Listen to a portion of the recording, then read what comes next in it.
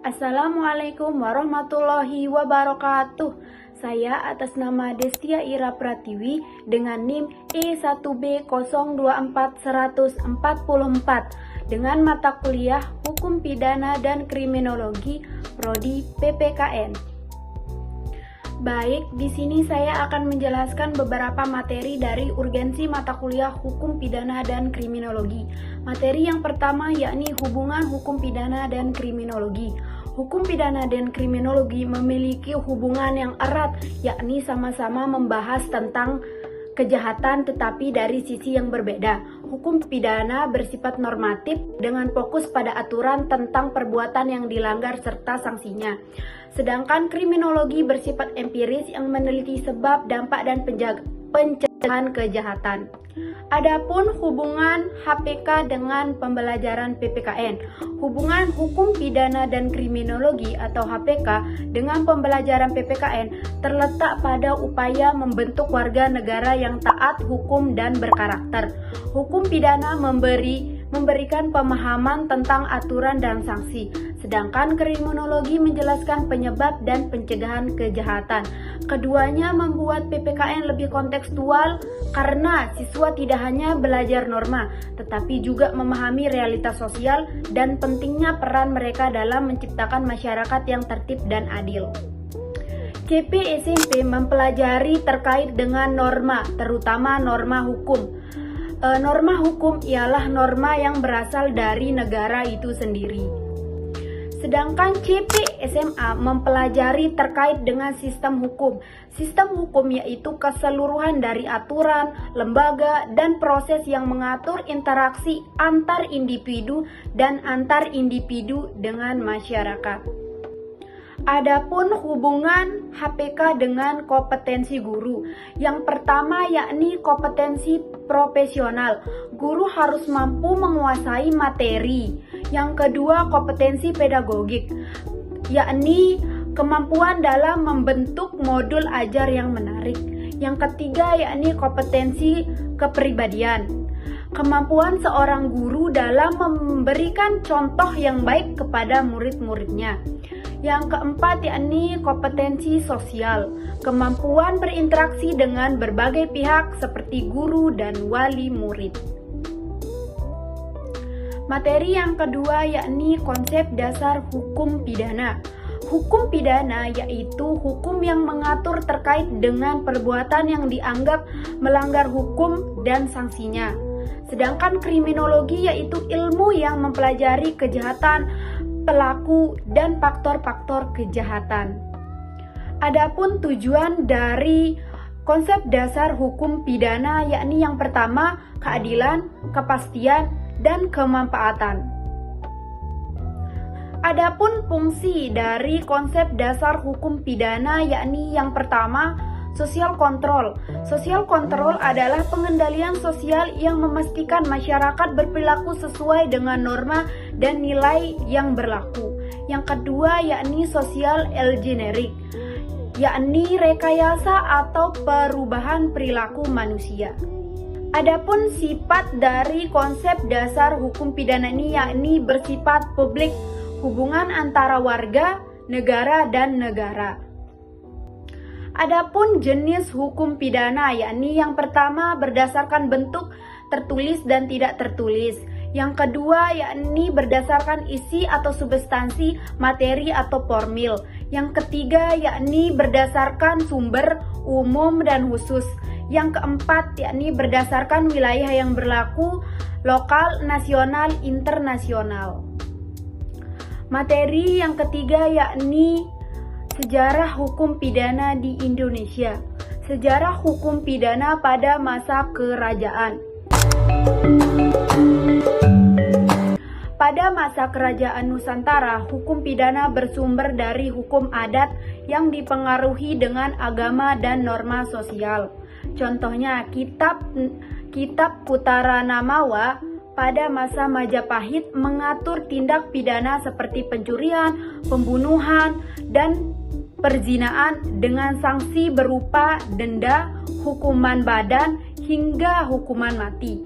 Di Mataram Islam, hukum pidana dipengaruhi syariat Islam di samping adat setempat. Penegakan hukum biasanya dilakukan oleh raja atau dewan adat. Sejarah hukum pidana pada masa penjajahan. Pada masa penjajahan Belanda, sistem hukum adat perlahan digantikan oleh hukum barat. Tahun 1918 diberlakukan WVSNI atau Kitab Undang-Undang Hukum Pidana untuk Hindia Belanda.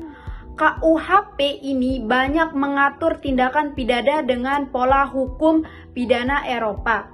Meskipun demikian, hukum adat masih berlaku untuk masyarakat pribumi dan hal tertentu.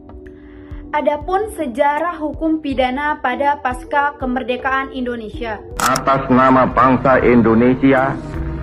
Setelah Indonesia merdeka pada tahun 1945, WPSNI tetap diberlakukan berdasarkan aturan peralihan Undang-Undang 1945 dengan sebutan KUHP, Kitab Undang-Undang Hukum Pidana.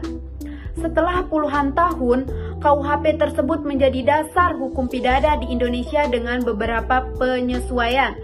Baru pada tahun 2022, Indonesia resmi mengesahkan KUHP nasional sebagai upaya menggantikan produk hukum kolonial, meskipun implementasinya bertahap.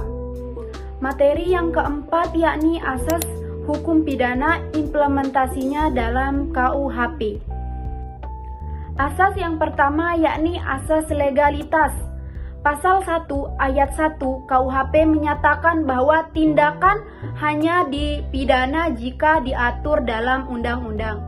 Yang kedua yakni asas teritorial. Berdasarkan tempat tindak pidana dilakukan, semua orang yang melakukan tindak pidana di wilayah Indonesia termasuk WNA tunduk pada KUHP pasal 2 dan 3 KUHP.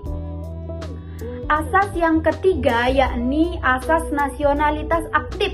Berdasarkan pelaku tindak pidana, warga Indonesia atau WNI tetap dapat diadili menurut KUHP walaupun melakukan kejahatan di luar negeri. Pasal 5 KUHP. Asas yang keempat yakni asas nasionalitas pasif. Berdasarkan korban tindak pidana, Indonesia dapat menuntut pelaku jika korbannya adalah WNI meskipun kejahatan terjadi di luar negeri. Pasal 4 KUHP.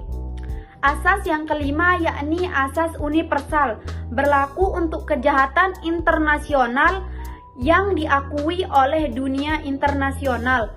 Semua negara berhak menuntut pelaku tanpa melihat kebangsaan dan materi yang kelima yakni menganalisis perbuatan pidana. Perbuatan pidana yaitu perbuatan yang dilarang oleh undang-undang pidana dan diancam dengan sanksi pidana bagi pelanggarnya. Adapun unsur-unsur subjektif yakni unsur-unsur yang melekat pada diri pelaku. Yang pertama yaitu niat, kehendak untuk melakukan sesuatu perbuatan pidana. Yang kedua yakni ketidaksengajaan atau kehilapan, yaitu perbuatan yang dilakukan karena kurang hati-hati atau lalai.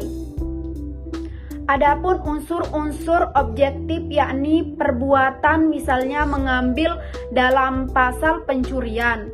Objek tindak pidana hal yang menjadi sasaran akibat keinginan atau bahaya yang timbul yakni kematian, pembunuhan, dan keadaan tertentu, waktu dan ditepati. Materi yang keenam yakni menganalisis proses penanganan kasus pidana. Adapun lembaga yang terkait yakni kepolisian melakukan penyelidikan. Yang kedua yakni kejaksaan melakukan penuntutan terhadap tersangka di pengadilan. Yang ketiga yakni pengadilan, pelaku bebas atau dihukum. Yang keempat yakni lembaga pemasyarakatan atau lapas. Jika terdakwa dijatuhi hukuman pidana, Pelaksanaannya dilakukan di lapas. Tujuannya bukan menghukum, melainkan membina. Adapun alur penanganan kasus pidana, yang pertama yakni penyidikan, dilakukan oleh penyidik anak dan wajib didampingi oleh orang tua atau penasihat hukum. Yang kedua yakni diversi, upaya penyelesaian di luar pengadilan atau perdamaian. Jika gagal, lanjut ke penuntutan, dan jika berhasil, perkara selesai. Yang melakukan diversi yaitu BAPAS atau Badan Pemasyarakatan untuk nego dengan keluarga korban. Materi yang ketujuh yakni menganalisis jenis pidana atau hukuman dalam KUHP.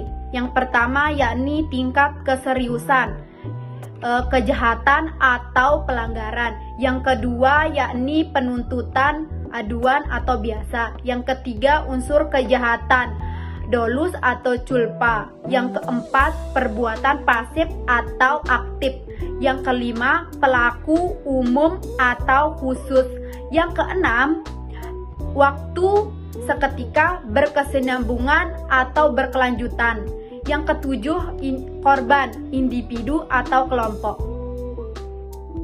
Baik, hanya itu materi dari hukum pidana dan kriminologi yang dapat saya sampaikan. Kurang lebihnya mohon maaf. Wabillahi taufiq wal hidayah. Wassalamualaikum warahmatullahi wabarakatuh.